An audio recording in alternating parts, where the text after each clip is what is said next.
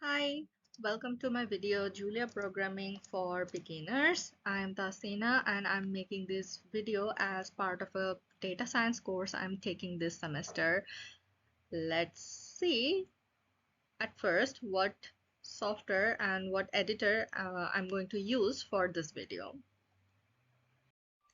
For this video, I'll be using the Visual Studio Code with Julia extension that can be downloaded from the Visual Studio Marketplace. Let's start with the code. So this is my Visual Studio Code editor. And today I'll be talking about how indexing works in Julia.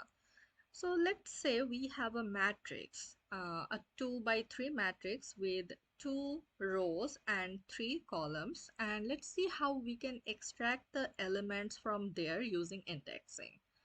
So this is our matrix A.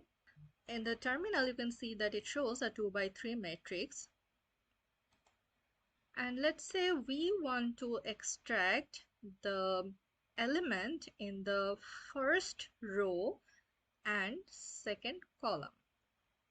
So we can put the indexes of that element as first row. So the first index will be 1 and second column. So the second index will be 2. And let's see what it gives us.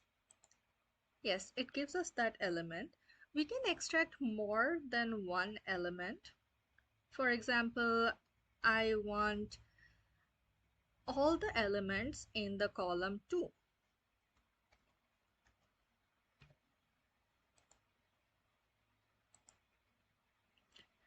So see, in the terminal, it gives us all the elements in the column 2.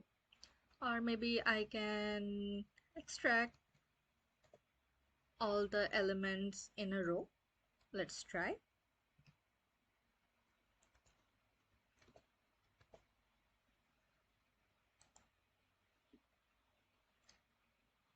Here it is.